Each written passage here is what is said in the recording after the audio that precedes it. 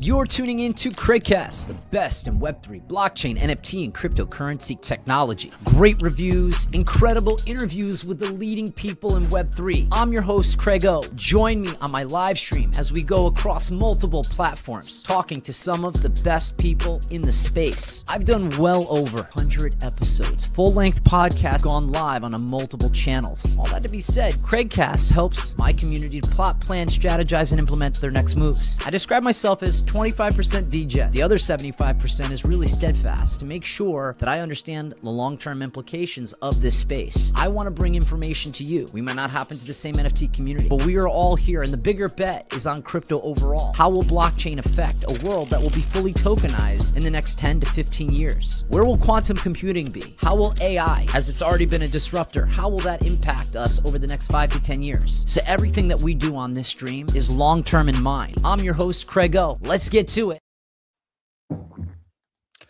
Welcome back to Craigcast, where we go live with some of the best names in the space, bi-weekly on X, YouTube, and now LinkedIn.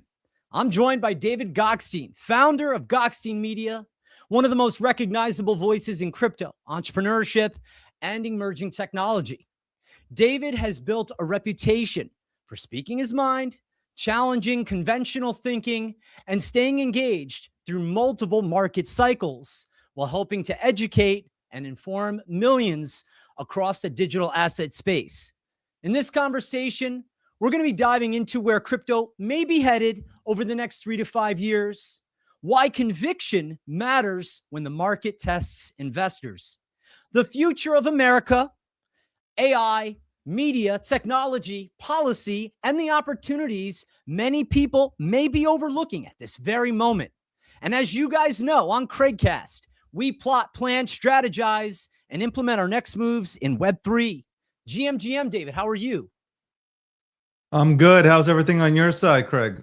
You know, pretty good, man. I'm super excited to have you on, and lots of content to discuss and unpack with you over the next hour. So welcome aboard. And I might want to start off by asking you, everybody's been saying, oh, crypto's over, it's dead. And you said it very simply. Look, if you think crypto's dead, I should just unfollow you now and never reply to another comment. What do you think over the next 3 to 5 years is going to change the skeptics that are throwing kind of the FUD around, knowing that our crypto is not dying, it's emerging. And right now, I believe personally, it's evolving. You know, we go through this every single cycle. You know, once the market goes, bear, everybody automatically starts dancing on Bitcoin, starts dancing on crypto in general, and starts calling it dead. I've seen it play out through multiple cycles. At this point in my life, I don't care to explain why you should be in crypto. If you don't get it at this point, you should leave. And that was really my message on Twitter, or X, excuse me, and on all social media platforms. Yeah. Just leave. Like, if you don't understand what crypto is and what we're trying to do here, this isn't for you. This is not just about gains. It's more than that, and I'm sure we'll get into it. So if you haven't had the opportunity to jump, and you have way more resources now than we ever had before. When we came into this space, the resources weren't there, man. If you can't make it in crypto right now with ChatGPT, with Claude, with everything at your disposal, leave. Go participate in traditional finance. Go get Tesla stock. Go get yourself Apple. Go get a job maybe. But this ain't for you, okay? We're still a baby after 16 years. It's still a baby. We're still growing. I love this place, but I can't stand laziness. Grok made it easy. AI, you have GPT and you have Claude. If you want to do research, like for instance, getting prepared for each guest that comes up over 2 weeks, I get that 1 week off to really study, focus, watch your content. I'm really excited to kind of dive in around GNN. I love the take on that. And I love your shows, the production value, the time that you've taken to educate yourself, the guests like Landy that you bring on. He's fantastic. And I sort of like the opposing views. There's a lot that's put into the showmanship. Talk to me a little bit about the show. I wasn't expecting to dive in this early on, but when you speak to, we have all these resources at our fingertips. And really, if you apply yourself, it's quite as easy. Oh my God. And actually you spoke of Landy's name and I see him in the chat. GM. I've been doing the breakdown for a really long time. It's gone. I think we're 3 or 4 years in. Obviously I've been podcasting since 2000, I think 2016. So yep. Unofficially I've done a lot of shows. Officially it's at 733 as of today. Gokhshtein Media started off, I would say in 2016, 17, we started off as a magazine, and then we finally turned into a media company. And obviously, as you grow, you start to understand what you need in order to be a real media company, real production. Because I thought real production was grabbing a laptop, getting a bootleg microphone and looking into the webcam. And no, that's not it, Dave. And a lot of people that I worked with who had experience, they were like, you got to get the camera.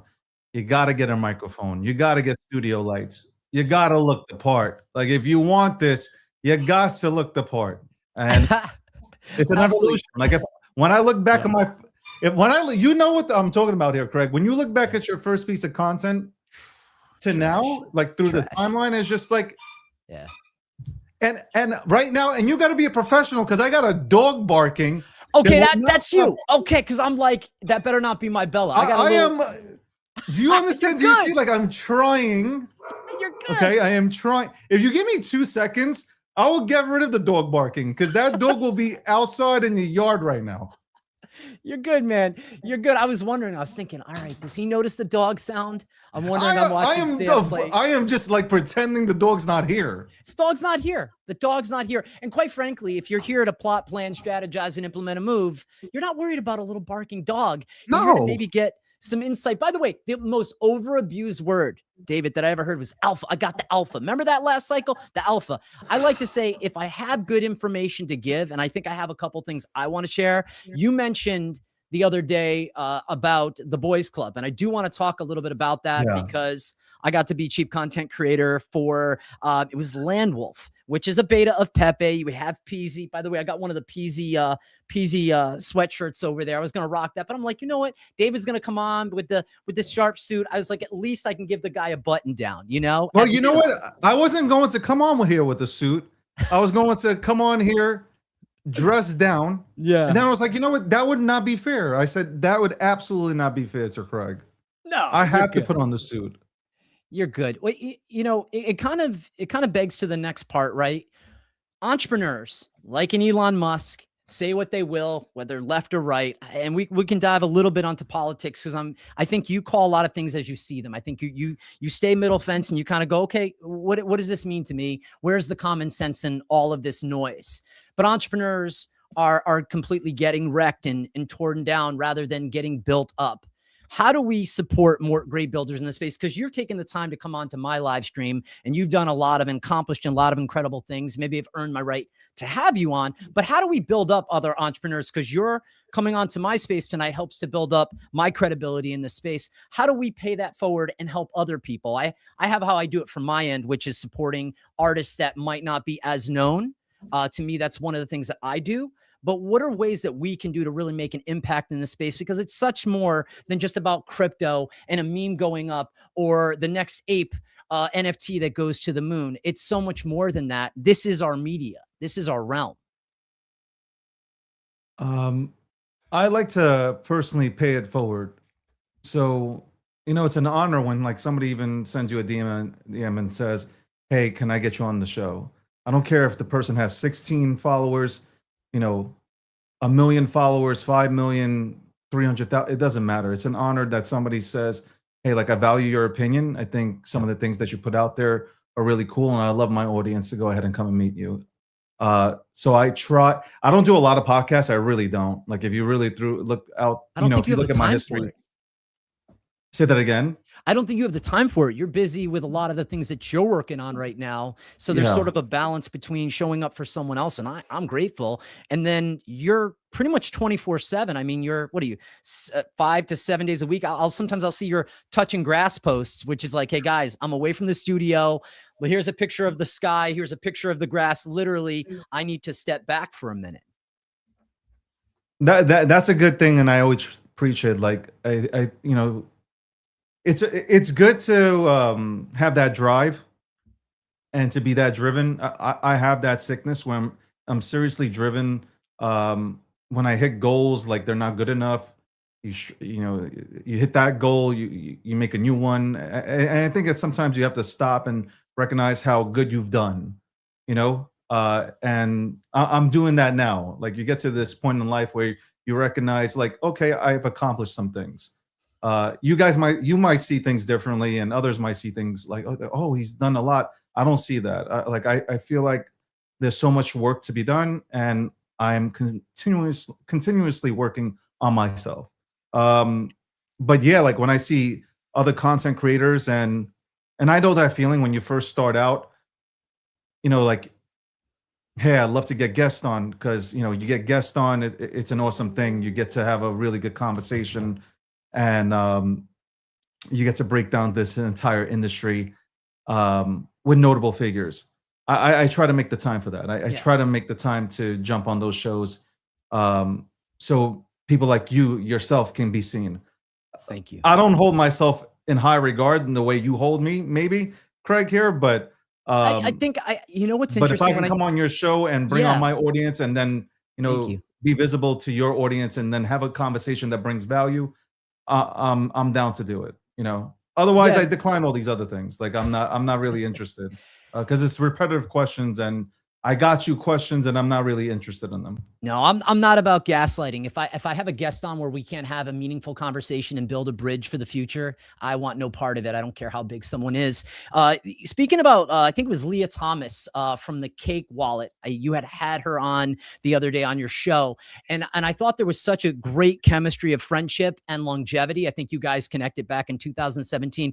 Talk to me about that, because I also believe in part, I think they're one of your sponsors. Let's talk a little bit about them and how that sponsorship came to be, and why you really like the Cake Wallet. Leah is great. I think she does Leroy. a fantastic job tackling content. Um, Obviously, she's traveling all across the world right now, moderating panels, talking about Bitcoin, Monero. Um, she's done a hell of a job. I feel like we're all kind of from the same graduating class in terms of uh, content slash media creation, if that's a label to go ahead and put out there. Yep. So it's just nice to see. You know, if you watch the show, she came on after 7 years. Like I remember we did our first podcast 7 years ago, and it's just nice to see that we're still here. You know, this is a tough space. We're all in it. It's extremely tough. You know, you might have fans, but you also got haters, and they let you know every single day what time it is. So it's just like, if you and no the bull market, the bear market, to get through it and then still be here, and you see others also doing big things. It's nice to see. That's why I like to give the round of applause to her. And she said something like, hey, like, yeah, content creation is great, but I wanted to be a part of something that I want to be a part of something, build something out. And that caught my attention when she said that. And obviously she's the head of marketing for Cake Wallet, which I think is a phenomenal hot wallet, secure wallet. Vic and Seth and that entire team have done a phenomenal job. And I'm not just saying that because they're a sponsor of my show, and I'm partner up with them. I've been watching Vic for the longest time build out here, bear market, bull market, it doesn't matter which market. And he's been a huge advocate for privacy, which, you know, I guess privacy meta is picking up now a little bit. Obviously, you had Zcash start moving, and people start looking at Monero. They start looking at Privacy. Right? Yeah. We take it for granted, right? We have all these major companies getting hacked. You could take Equifax, 325 million people, people's information just exposed to the dark web. So it's it's just, again, it's just nice to see individuals put their own money into these products and not taking your money. They don't have a token. They're just pouring their own money to build something that really does work. Like if you've used Cake Wallet, it works. And if you have any of those four coins, whether it's Zcash, Monero, Bitcoin, or Litecoin, like that's a good place to put it if you're using a hot wallet. If you're not using a cold wallet, it's a great hot wallet to use. So, and she showed, by the way, I really like her short clips because I think there are a couple of things in media creation. One is getting used to looking straight ahead, because I got my screen over here. So that's one. Cadence, tonality, delivery. But also to the other point is hurt people hurt people. So a hater is just somebody who has nothing better to do potentially with their time. And so in order to make themselves feel better, they have to insult. It's sort of like, children in school that bully, right? If I deserve the hate, fine, I'll accept it. If I was disrespectful, if I said something out of pocket, I deserve whatever's coming my way.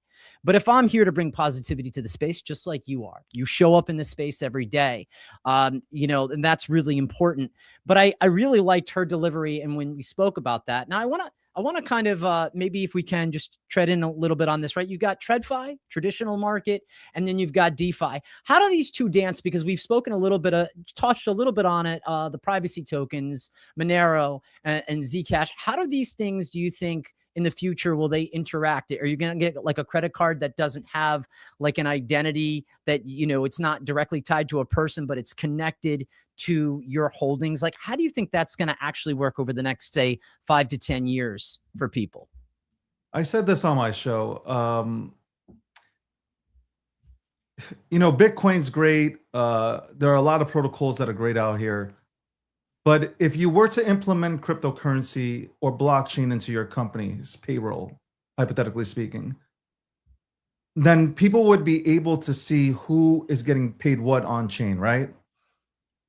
Because of the transparency aspect of cryptocurrency and a public ledger, correct? Right. So you need privacy networks. You need a Monero. You need a Midnight. To be transparent, one of my title sponsors, big partners, Midnight. You need these in order to allow cryptocurrency to work. Because if I'm running a company and I have two entry-level workers, one gets paid more than the other, been there at the same time.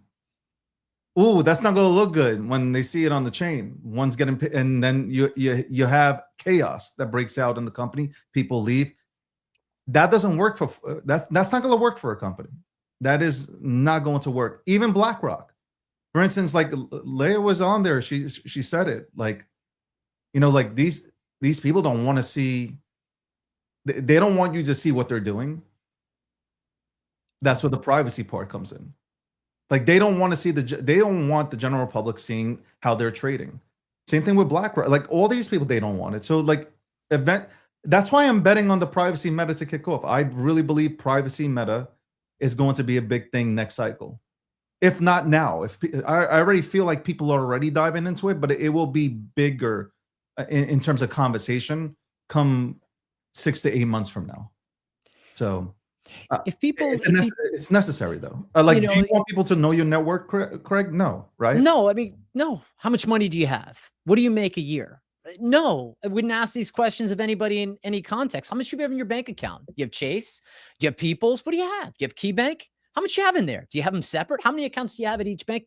It's a certain point. Everybody likes a level of privacy because people would be in every day. None of your business. But in this space, it's a very interesting dichotomy that we dive into, like privacy tokens. Well, how are we going to have that? What wallet are you going to keep it on? Are you going to have it in your cold wallet? What if they confiscate it?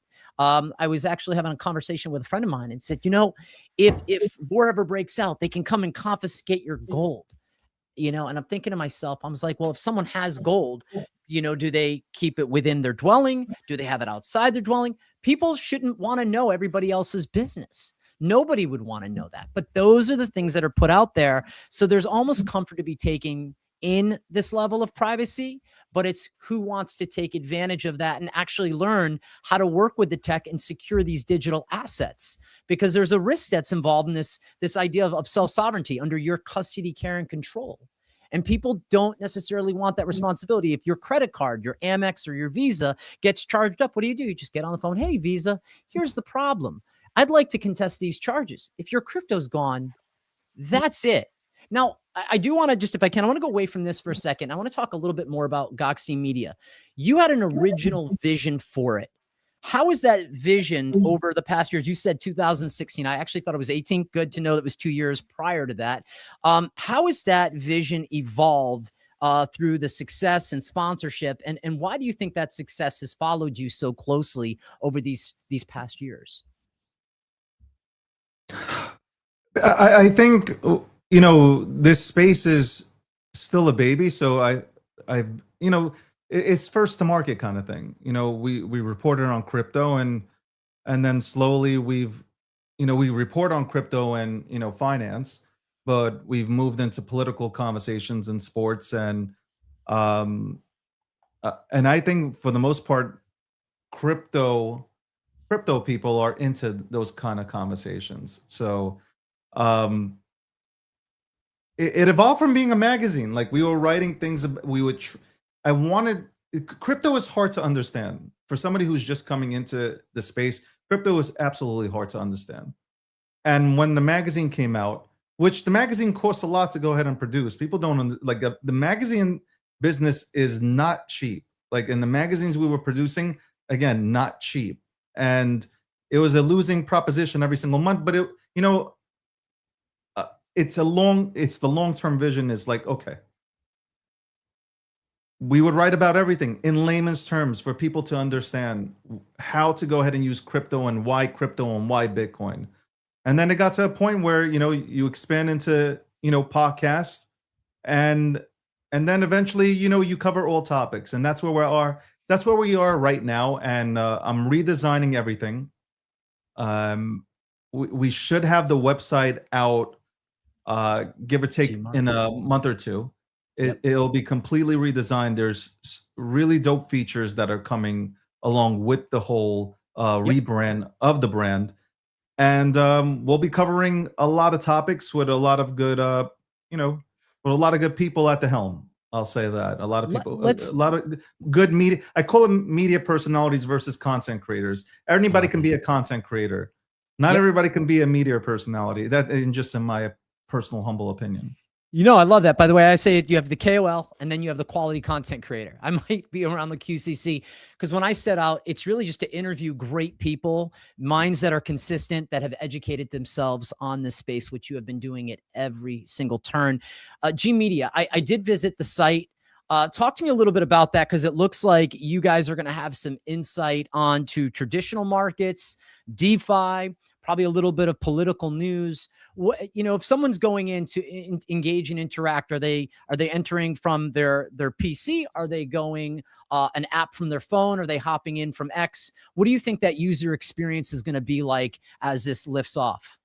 It's going to be everything. You're going to have the mobile app. You're going to have, obviously, for those who are still old school, kind of like me, who actually do like to go onto a website, you'll have the website, you'll have the mobile app, you'll have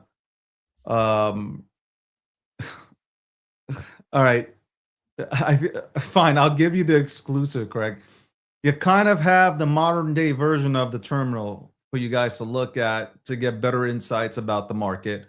Of course, it's not financial advice, but it's more educational. You'll have videos. You'll have a ton of things that I believe will help you front run the market in a good way. It's just I am a mover's advantage. Truly excited, and then. I don't even think I'll just have one show. I think I'll have more than one show where obviously I'll talk about crypto and finance and traditional finance, and then there'll be political conversations. I'm excited. I'm really excited about what we're coming out with in the next month or two. And the biggest reason why I do this, there was a comment made today by somebody who just apparently joined in 2022 that said, why would anybody, and I get this a lot, why would anybody stick around if apparently they're in the 8, 9, 10 figure bracket, and talk about other assets? And I find that comment a lot where people say, well, why are you still here if you came into, crypto or you came into Bitcoin at such an early time, and I laugh about that. It's like, did Warren Buffett retire? Did Bloomberg retire? No. And like, I might be broke right now, so maybe I'm just chilling here. You know, I have a passion. I have a passion for this space. I love this space. Where am I going to go? This is my career, and I think these kids, respectfully, don't understand. You know, but we were here before. David, you and I are in our 40s. How could I want you to think about this? I can't, how could man. someone where you're I'm trying to be nice here right now. I'm trying to be nice. TikTok, but you're influenced by these things of instant gratification. I'm not looking for instant gratification. When I've had sponsors, it's been great when it made sense. CoinZoom, great. I loved working. Centralized exchange, reputable. They're doing incredible things still. Have a great relationship. No burning of bridges. But everybody wants this instant gratification thing. That's the problem. Well, we have that. You have these kids that are entering the space now, and that's a good thing. We wanted that, right? We built the foundation for, and these kids should be saying thank you. They don't, whatever. It is what it is. But we paved the way with grassroots marketing. We went out there. We've gone to conferences. We spent a hell of a lot of fucking money. Excuse my language. I'm sorry. If you get demonetized, send me the bill. We've done everything possible. Everybody's contributed. You have, I have. What, you didn't have to go ahead and dev something in order to contribute. No. You, by coming on here every single week, having conversations, breaking down the markets, going onto spaces, you've dedicated over 40 hours of your own time, and that could not be paid. Maybe CoinZoom is not your sponsor at that time, but you've done everything possible, to try to at least grab one person's attention and lead them in the right direction. These kids have it very easy. You have all the applications. You got ChatGPT. You have Grok. You have every learning language but possible. It gives you superpowers. Exactly. We didn't have these superpowers. We didn't have any of this stuff, and we didn't have clarity. We didn't know what the hell was happening here. You guys have everything. You have a pro crypto president. You got a pro crypto SEC, a pro crypto CFTC. You got a pro everything. So you should be very thankful that you have walked in this time in your life. This should be a walk in the park. But you know what? The first sign, and you said instant gratification, the first sign that they have trouble, they don't get it, they leave. We don't have that mentality. We're old school. Let me ask you, there was this idea that upon the new administration coming in, there's this Valhalla, we're going to go. And there was this sort of this idea that we were going to go to utopia. And then there was this retracement, and there's the, if you look at the meme launch and you kind of like look into that, and CoffeeZilla did his report. I think he had an interesting shtick as a content creator. But I also think that if you throw a lot of stones, I wonder the glass house you might live in. I just posed the question, just asked the question that if all you are reporting is the negative and the scams of others, well, what do you have in your closet is sort of my question. But he does such a great job at it. Incredible production value. I'm not hating. I'm just simply asking the question. Be careful of the stone that might be cast upon your house one day. Right now, when you look at where our market is in crypto, Bitcoin, will we retrace back further? Where do you think we need to go over these next, say 3 months before we reach Q4 of this year? And do you think we'll see an uptick, or do you think that we're going to end the year on a down note, which doesn't affect me? I get maybe more excited for 2027. I really, and Landy is probably somewhere. I know. Smiling. I was just thinking of him as I'm asking this question. Yeah, he's probably smiling. This is the first cycle, I'll tell you, that I'm emotional. I'm emotional every cycle, but emotional in a way where I'm always bullish. I mean, I am absolutely bullish. Bitcoin can go to $4 and I'm bullish. Okay, I am absolutely bullish.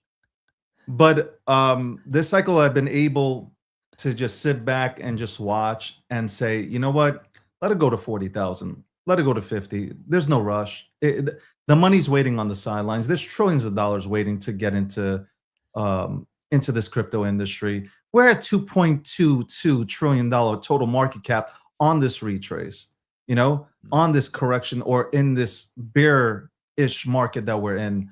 Bitcoin's sitting at 62,000 plus or whatever it is right now. I mean, like, you imagine we're talking about Bitcoin being at $62,000 and we're upset, right?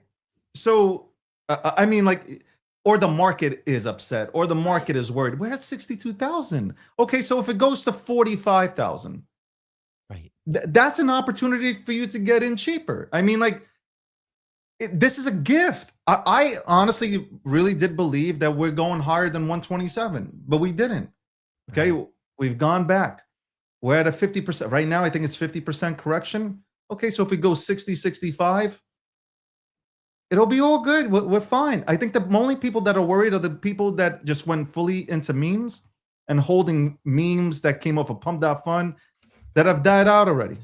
There you go, Okay. 62,819. Yeah. You imagine we're crying over this? Spilt milk, possibly. But let me ask you, right? Memes, I feel like got bastardized, and you said it perfectly on your show the other day, and I agree with you on it, right? Is that Pump.Fun, you can launch anything off. And look, I love creator tokens, especially I'll see certain individuals on X Spaces, they'll launch a token. If they stand by it, some will say, oh, I didn't get a creator fee at the beginning. Regardless, if you're building your brand and you're consistently plugged in every single day, even if some might make you out to be a villain to certain individuals, that's fine. If you're plugged in every day and you're building momentum around your token, and if your token is a representation of you, but you've got grapefruit token, orange token, private parts tokens, like everything for everything. And look, I said at the end of the day, and I'm curious to hear your thought on it, is that within retirement funds, Pepe, Shiba Inu, Dog, on Bitcoin, there will be a handful of institutional memes that will be connected to your Roth or your SEP IRA, your retirement accounts. I believe that. I get laughed at every time for that. Maybe we won't see the same meme cycle. I continue to just build in lightly on Pepe and some of the other boys club characters during this retracement. Not a lot, just a little here, a little there. How do you approach it right now? And do you think that we might see another meme cycle in the next few years, if not in 2026? I think we'll have an altcoin cycle and we'll have a meme cycle. I put them in two different categories. Like Cardano is not a meme, right? So it's just like you have the altcoins that will run, like Chainlink, Cardano. I can name Near Protocol, whatever. Yeah. And then you have the memes, which I believe that Dogecoin will run, Shiba Inu will run again, Pepe will run again. Look at the meme index that you have over at Van Eck. They have a meme index. If I'm just disappointed. I'm disappointed that we took 19 steps backwards in the meme economy. If you've known me, if you followed me, I was like one of the first people to go on national TV and talk about memes. Yeah. That's not why they brought Fox, me on. Am I right? Yeah. That was like, I came on there talking Dogecoin. They didn't bring me on there to talk about Dogecoin. They brought me on there to talk about Bitcoin. And I started talking about Dogecoin. And to me, it was like, why am I talking about this? Well, I'm talking about it because it allows people, number one, people will remember a cute dog over me talking about code and how blocks work. That just to me, memes are relatable because memes are life. Right. As crazy as that might sound, but it's not. It's not, right? We meme out every single day, right? Well, American culture, it's pop culture, and pop cultures have into it tied memes and GIFs. Actually, I have a whole GIF collection. I can't wait to pop those out. Those are a lot of fun. We need to, that's sort of our American sense of humor. That is the one thing amongst all cultures in America through all the stuff, right? They try to silence comedians like a Dave Chappelle, and they try to silence others. Even if we don't agree with some of their opinions, they have the freedom of speech and they have the right to make people laugh. And so GIFs and memes are so ingrained into American society. And so, yes, memes are important, and memes representation on the blockchain and for potential of financial freedom for others. Why not? Sorry, can you say that again?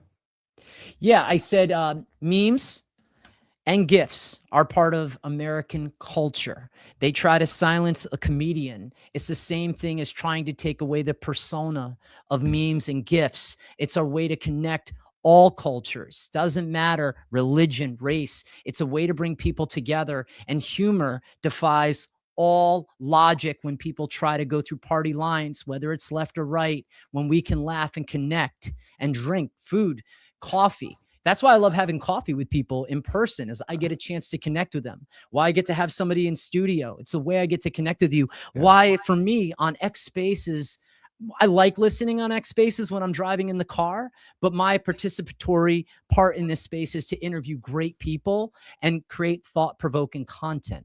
Yeah. Look, there's sometimes I don't feel like talking and I use a meme to go ahead and speak for me, right? So that's how I look at memes. And, you know, I believe in the meme economy. I'm just disappointed with the way that our space has gone about, I guess, destroying meme culture. That's how I look at it. I feel like the broccoli head era came in here, the Fortnite era, and they completely destroyed everything that we've built out. It was fun to get into memes that actually had history and lore to them and put them on chain. Pepe. You know, exactly. So it's just like, to see what's happening right now, the only people that are making money on memes are the platforms. So I did say that memes are dead right now, and I stick to that. But if there's one, the OG memes will come back. Like the top tier memes will come back. I just feel like where we were going, the broccoli heads, the little cabals, they killed that.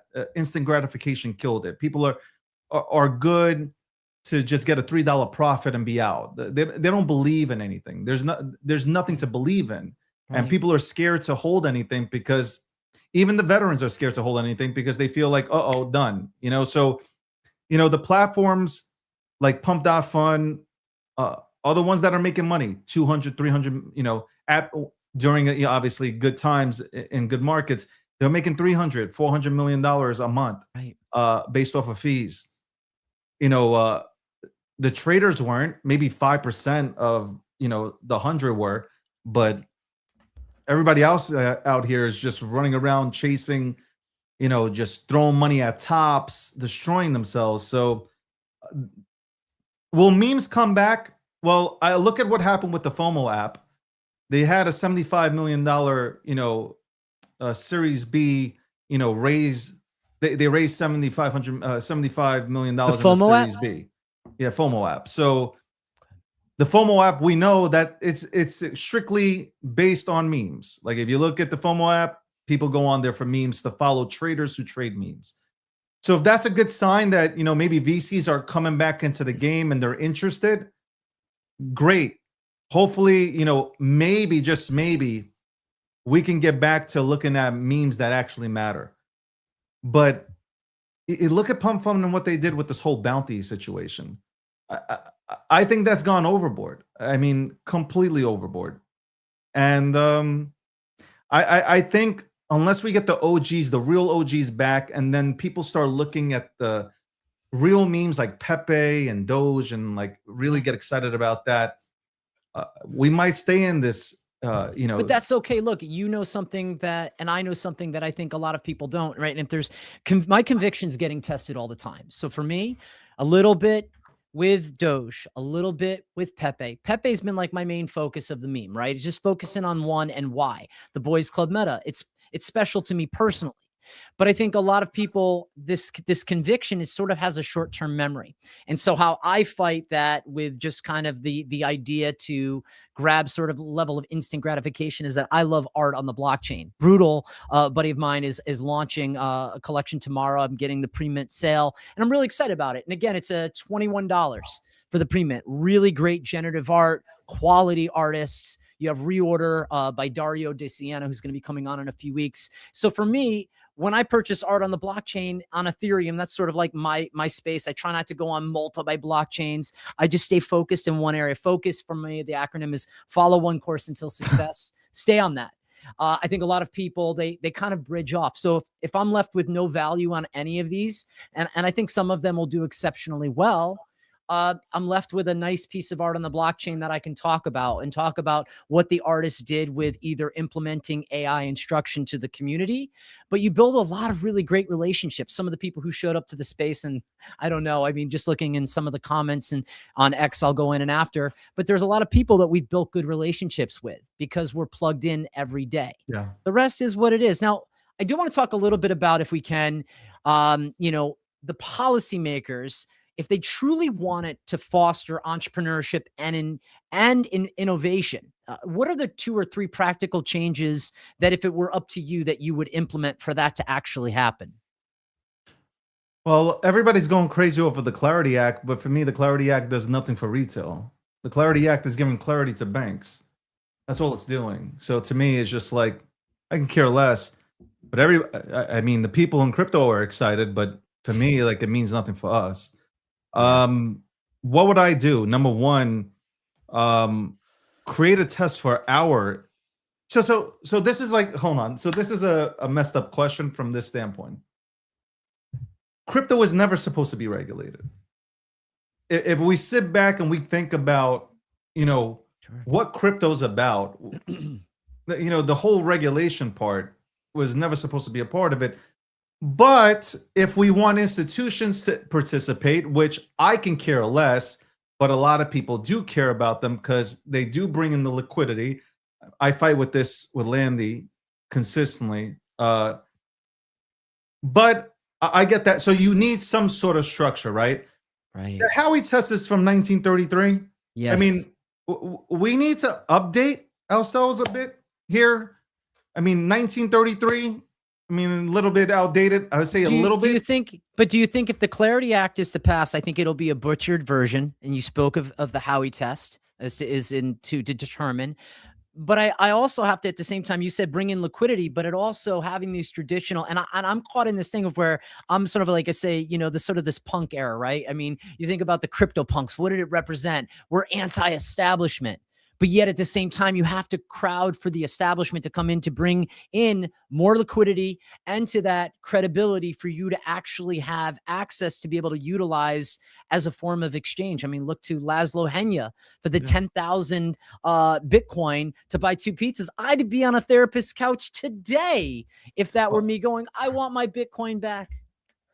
I mean, he did us a favor. He showed, God bless him. Yeah, everybody, a lot of people, make fun of him, but I'm not saying you did. I'm saying in general. No, there's a lot of people I'd be on the therapist's couch though.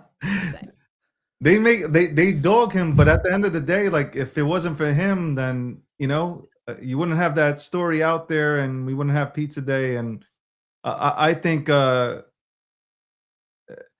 he did God's work, man. Goddamn, man, that 10,000, it's crazy. That's gangster. Yeah, it is crazy, but okay, you need some regulations in here. But I go back and forth with this because I don't want to align with the banks. I don't want to align with institutions. I was taught by cypherpunks about this industry, so like I can't wrap my head around holding hands with Jamie Dimon, who was talking about crypto is junk. Bitcoin is trash. All PayPal saying that it's crap. BlackRock CEO saying that it was crap until they realize there's money to be made here. My only thing is, and I said this for years, when the institutions come in here, they will bring their products. We have 20 million, only 20 million Bitcoin ever to be created. Well, they'll expand that number to 250 million Bitcoin, but that's in paper products and derivatives. Sure. But to me, it's like people will actually think, oh, I have Bitcoin, when you don't. You hold paper Bitcoin. We could talk about synthetic Bitcoin ETFs. we're going to have, I've got a conference with a major financial firm. By the way, this space this live stream is sponsored by your tech team. I actually head up business development and director of marketing there. And we're out of Connecticut, fully doxxed, by the way, we're on LinkedIn. But all that to be said, we're going to have sort of a fun debate around Bitcoin ETFs. So you can either hold the synthetic fake thing that your financial advisor says, hey, you've got exposure to Bitcoin. Do you really, or do you hold it personally? And that's sort of the thing. But maybe I want to circle back around on your thing, which is like, while, someone might come and say, hey, we want to sponsor you, Gokhshtein, you got the best browse in the game and we love your persona. The question though is, you like how I threw that in there. The question though is, at what point, at what number do you go, you know what? Yeah. So if you have a bank accounts, right? Because I have a number of people in this space that they swear they live off, and there's no reason for me not to believe them, but that they live off of crypto strictly. And I'm kind of like, well, how far off the grid? How difficult would that be? Do you own your properties outright? Did you participate in TradFi at one time to have the things that you have now? There's this sort of weird relationship, and it's going to make me, after this live stream, go back and try to understand privacy tokens, because I don't hold any privacy tokens, and maybe I will. And if I do, I'll be private about that. No pun intended. But how do you kind of balance off the relationship? Because I have to assume that there's a level of, fiat that you receive and also of crypto. How do you kind of, register? How do you balance those out in your personal ethical ledger? So, I say to myself, what do I need per month to survive? And you take 12 months or you take 3 years and you calculate that all up. If you can cover your bills, your mortgages, you don't have whatever, you put it all together. If your bill is $5,000, $7,000 a month, you go ahead and put that money to the side.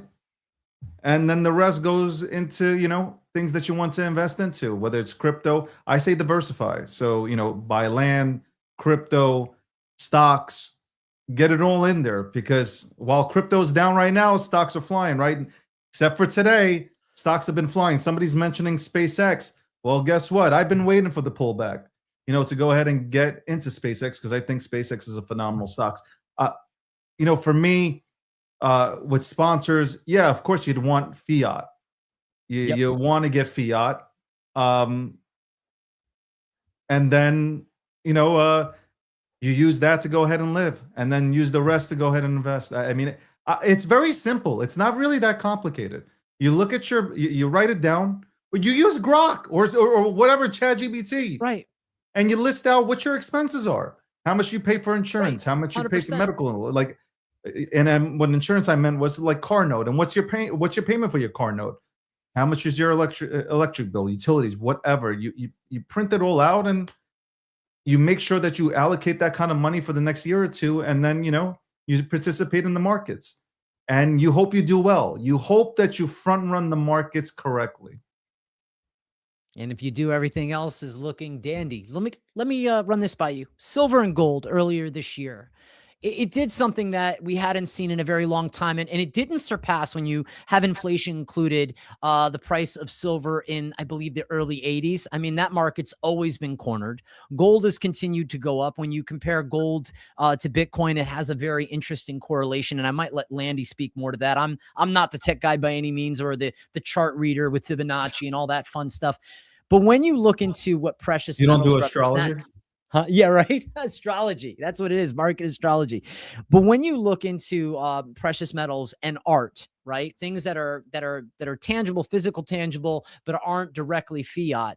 How do you make your relationship on those? And do you think that's an important asset class not to get overlooked? Yeah, I mean, I say this all the time. You should be in everything. When I talked to Peter Schiff and we were going back and forth, I'm like, Peter, listen, like I'm in gold. Like I'm in precious metals. Like, you're fighting with me about Bitcoin. Yeah. I'm in Bitcoin. I'm in precious metal. Like I'm everywhere that I can be. Like I'm not going to not get into something because there's a debate over it. Like if that asset appreciates, if there's a real use case for that asset, if there's a real need for that asset, I want to be there. So I don't. That's where like I stumped Peter. Peter was kind of like, yeah, I know Landy's going to take offense to the astrology comment, but Landy, we love you. at the end of the day, man, you should be in like land. It only appreciates, right? Land. You buy land, it's only going to appreciate, especially moving down the line here, man. I mean, you should be looking at appreciating assets, and you have. I'm going to say this again. You have AI to help you with that. You have AI that can do work for you that would take months. It can do it in hours. And you can literally front run everybody. So I mean, when you say gold and silver and precious metals, I don't care how old you are, you should be looking at that. You should absolutely be looking at that. Who cares? And buy it from Peter Schiff too. Who cares? You know, it is what it is. Was it Pacific Capital? I think it's Schiff Gold. I'm good. But it is like he has. I'm thinking of his website and stuff. Totally. That's where Landy buys his stuff. Is that where Landy buys it? I love it. I'm going to bust his chops today as he's in the chat. You know. Yeah. I said to the DM, and I said, man, I love the energy between both of you. You know, you're a contributor to those major outlets that we were talking about previously. And, you know, you're maintaining this independent voice across multiple social media platforms because it's not just X. And I think that's the thing that for me, that's why I go live on X, YouTube, and also now LinkedIn. I think it's really important. How do you balance to stay authentic and unfiltered while operating within a larger, you know, organization? Meaning you go on to Fox, they expect you to come on talking about Bitcoin, and here you are, you know, talking about Doge, hopefully dog one day. But how do you balance that out? I mean, that's why you've built your own media brand, is that you're so plugged in on building your persona that by the time they come to you, you have a larger reach and you have much more power, and you dictate to them when and how you're going to show up. You know, I don't really care if they bring me on there anymore, because we're the new mouthpiece for finance. Right. So it's not like I don't want to be cocky and say I dictate the terms. I don't care if you bring me on or not. I have my own show. I'll speak the way I want to speak. Nobody's going to make me say what I don't feel comfortable saying. I'm going to be me. And a lot of people don't like what I have to say, you know, but I don't really care. I can't come on to your show. I can't do my show and pretend to be somebody I'm not. I tried that. PR people were in my ear. People who wanted the best for me were in my ear telling me this is the right way to go. And that wasn't the right way to. People tune in to me because I'm just going to tell you how I feel in that very moment. Yeah. And some people love it, some people won't. And I have embraced it. I have embraced the fact that I will say things that not a lot of people will like. I'm on Threads. And guess what? 95% of the people following me on there despise me, because I am talking about, hey, I do like President Trump. I like what he's done. You know, 90% of the things that he has done have been good for the country. 10%, I might disagree with them, but they hate the fact that I just voted for him. But you have that on Threads. Let me throw this question to you, right? We've never been in a more, let's say, a polarized time. It's never one of those things where I wonder, will our country, just in a general sense, are we so far off, right? Because left and right are birds of the same feather. When they loop around, those wings touch each other. Do you think that we'll find ourselves at another point where our country is connected again on a deeper level, where more people can understand different viewpoints? Or are we just so far past that? As my son would like to say, Dad, I think I'm cooked. I mean, do you think that we're going to make our way back to something that's a little balanced? Because nothing has seemed balanced in the past years. When I say that, just kind of media and everything that's being fed. And again, I'm right on that middle fence. I have views that are conservative and I have views that are just liberal. Like, let people do whatever they want in their own home. Just don't push that upon me is my only thing. But do you think we'll get to a balanced standpoint? Maybe in a decade.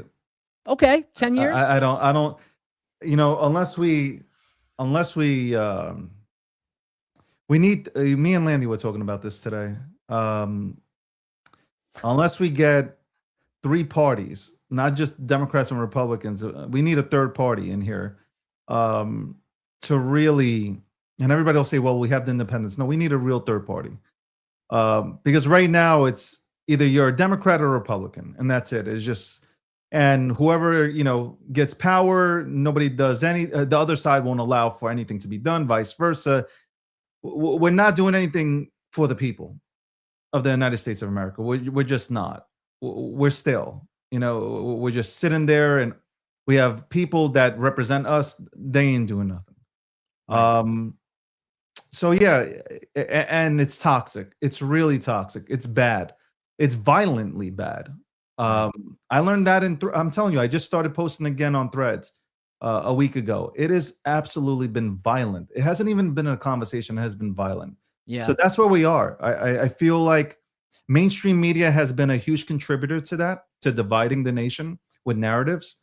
Yeah. I really do believe that 90% of mainstream media is, and I say this respectfully, it's liberal-owned channels which push this agenda that, Donald Trump is a really bad guy.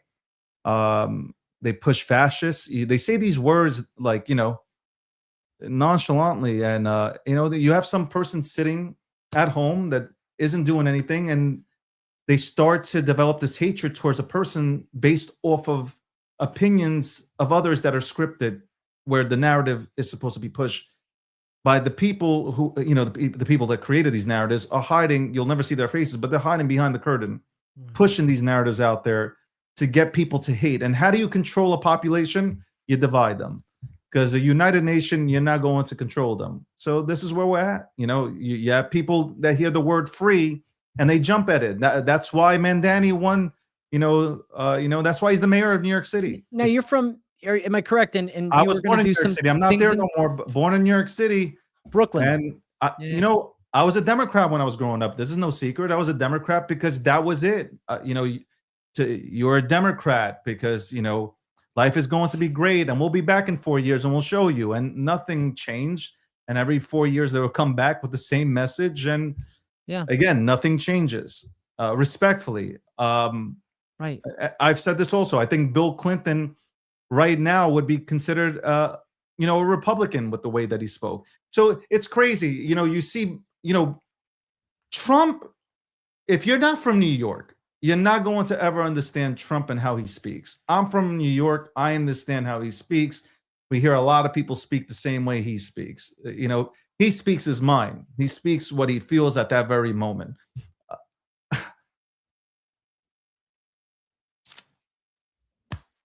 But I have to Bill Clinton, said, we can't have illegal aliens come into this country. Hillary Clinton said it. Right. Barack Obama said it.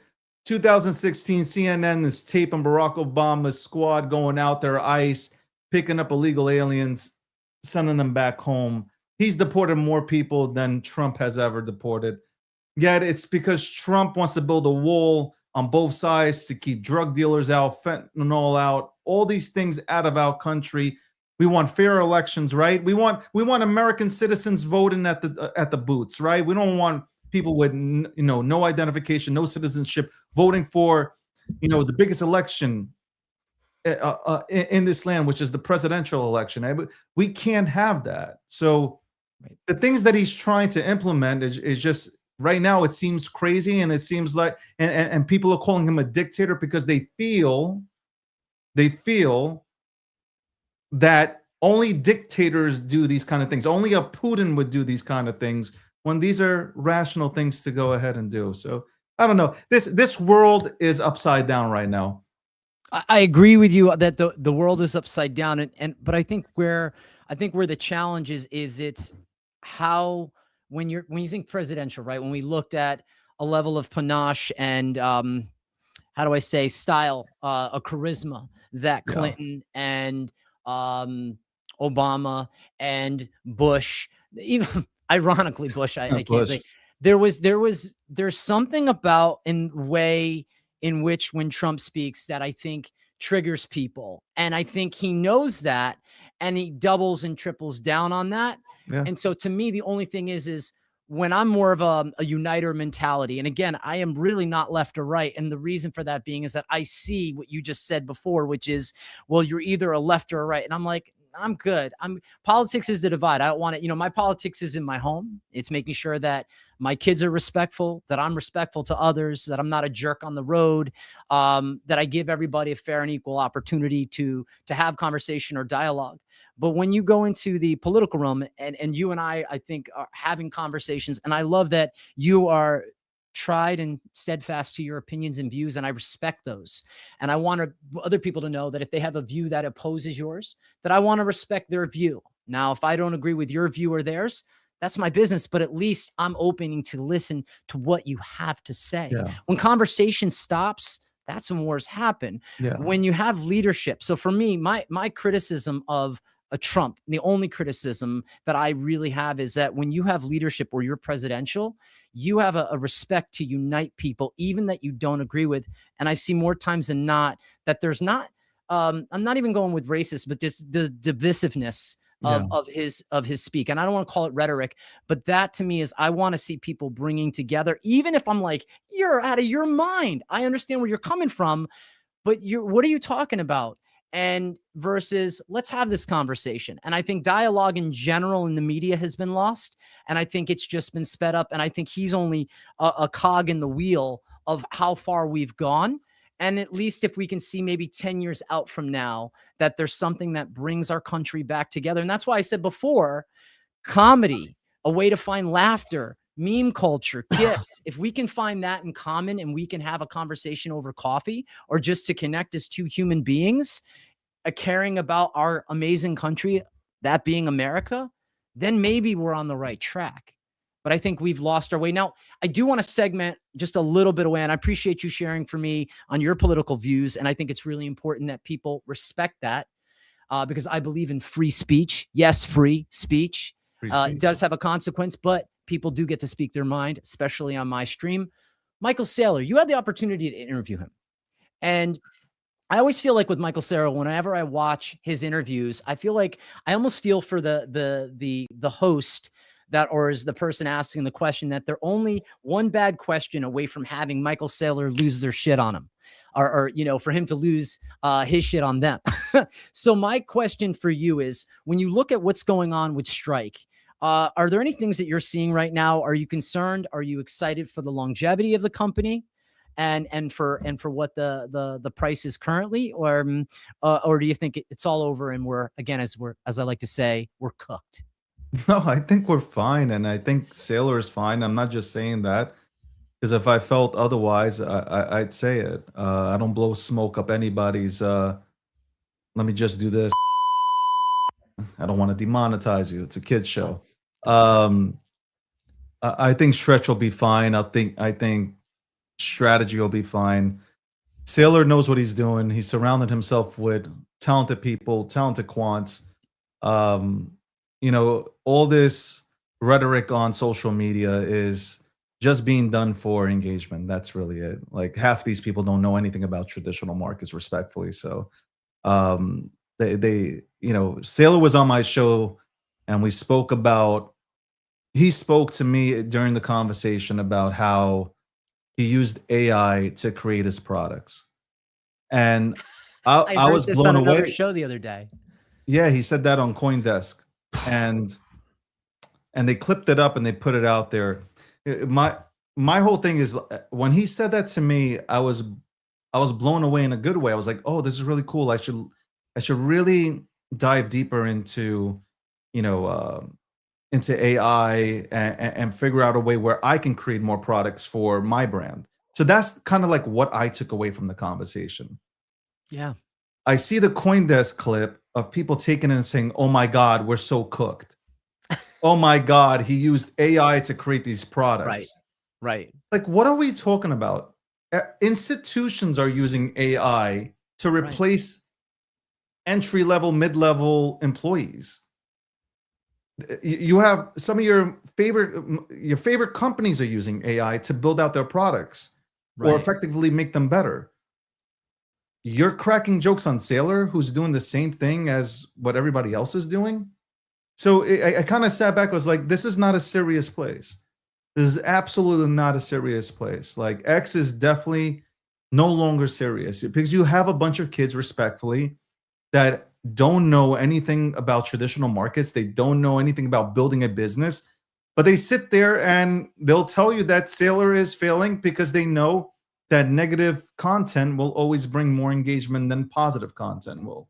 If I come out there with content right now stating what I'm stating here on your show, it won't do the numbers that something like, Choose Nick. Respect to him. God bless him, and I hope he gets better.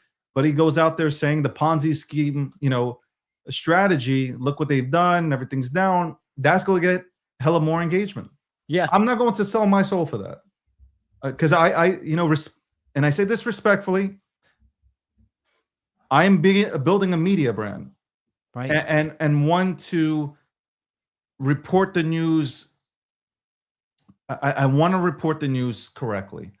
I don't want to give you sensational shit. I'm sorry. I don't want to give you sensational stuff like a TMZ. Like that is not why I'm here. If that's it, then I can get into any other niche and do way bigger numbers and make way bigger profit margins. But that's not what I'm here for. No, but again, that's the authenticity and the fact that you might have someone. I hope that if someone's on the left, right? And we talked a little bit about politics and like, well, I don't like his views, but I really like him. And I like the fact that he's willing to hear what I have to say. And it's, again, whether it's crypto and we're talking about TradFi to DeFi, you've got G Media that's going to be launching out. I'm really excited to follow that journey. I love the take on CNN for your GNN. I really like what you're doing. I like how you interview people. I love how you're building your persona in the space. Now we're coming up on the hour, and I just maybe want to flip it for you. I think we went into a bunch of different things, different wallets. How do we see this space? We talked a little bit about memes and kind of what bastardized memes, and memes are going to come back, at least the most powerful ones. And you agreed with me that one day we'll see Dog and Doge and Shiba Inu and Pepe in a retirement portfolio, part of it, along with Bitcoin and maybe a few others, and that we will see an altcoin run. So I want to flip the table with you. Any questions that you have for me, just if you're wondering? And again, having you here for this past hour has been absolutely phenomenal. It didn't breathe short at all on the conversation that I thought I would have with you. It went by like that.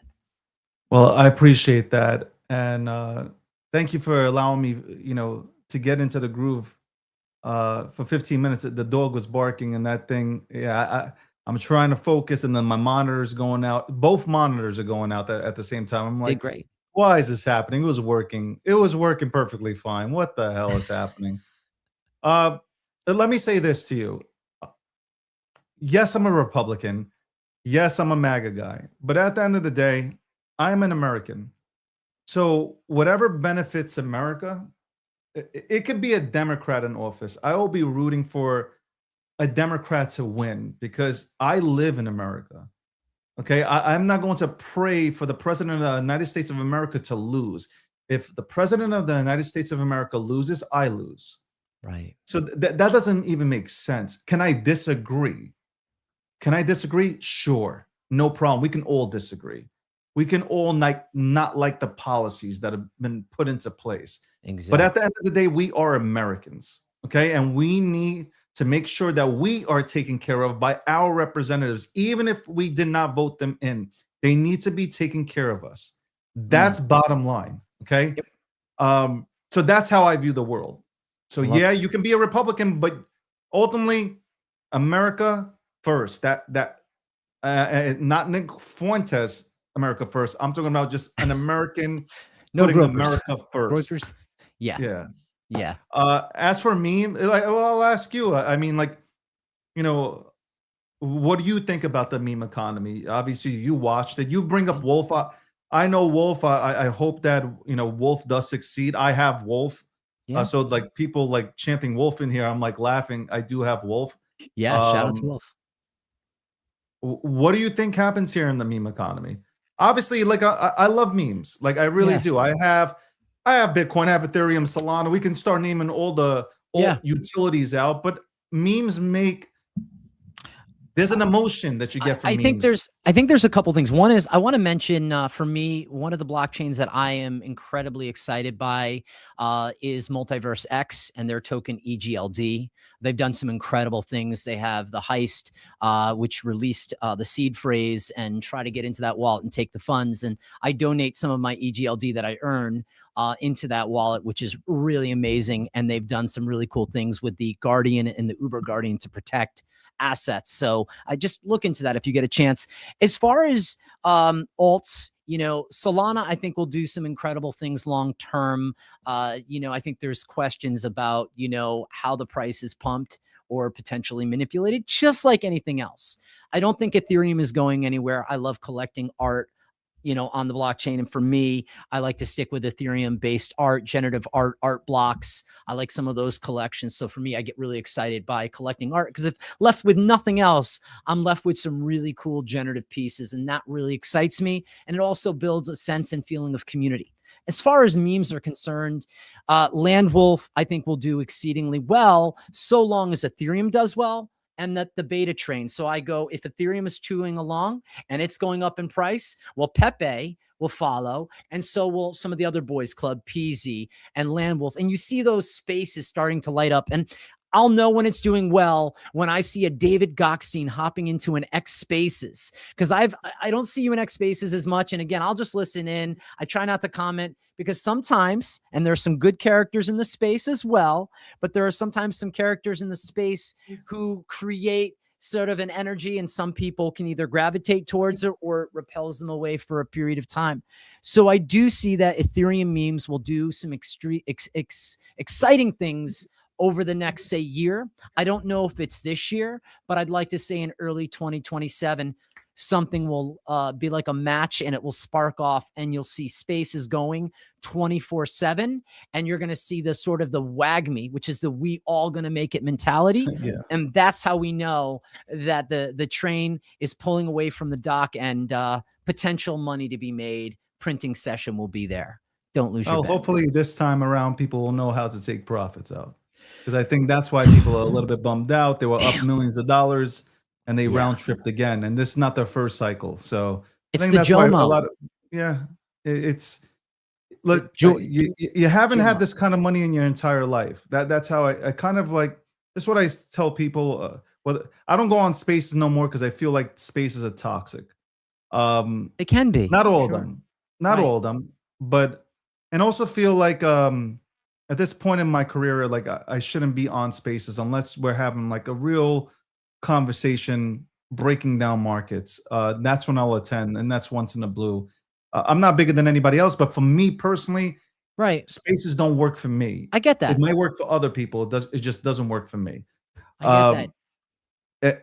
But I think people are just, you have to look at it.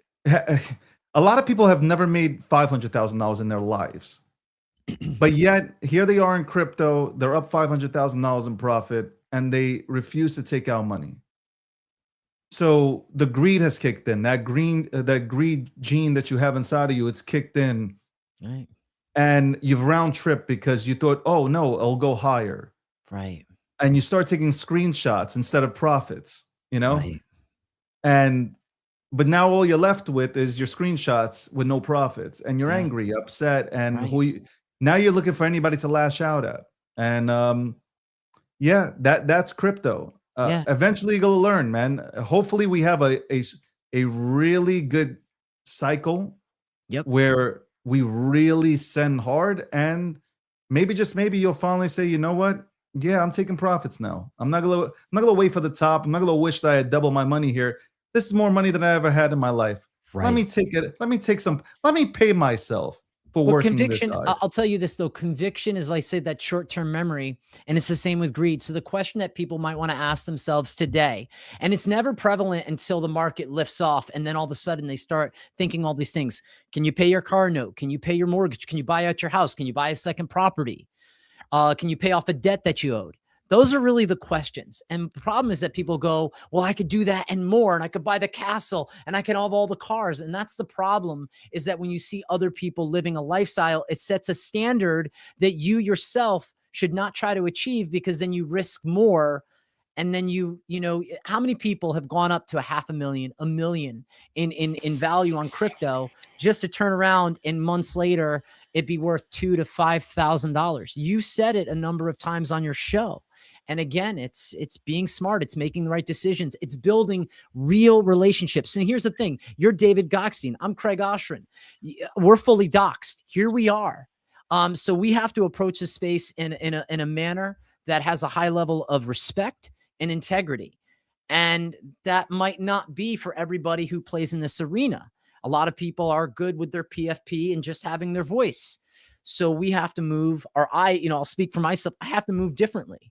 And so for me, it's not about what's the next sponsor. It's who am I going to have a great conversation with, whether I agree with their views, I don't agree with their views, whether I stay neutral. I want to be here as an unbiased, and I want to let people bring their views to me. And that's really, that's important for me personally. So what an honor, David, to have you on. I hope to have you on again, maybe early next year, to kind of see where G Media is as you evolve. But just know that you've got a friend in Craig Cast, and I'm so grateful that you came on tonight to hang with me for a little over an hour. I appreciate it. I appreciate you for inviting me on. I really do. It's an honor, and you have great content, and I hope you continue to elevate and bring more guests on, and continue to provide the value that you do. Thank you. Hold the line for just a second, my friend. Everyone, thank you for tuning in to Craigcast. 2 weeks out from now, we will have on Dario Di Siena, the creator of Reorder, an incredible, prolific digital artist in this space. I will see you guys soon. Have a great night. Stay well and engage with David Gokhshtein and his incredible content.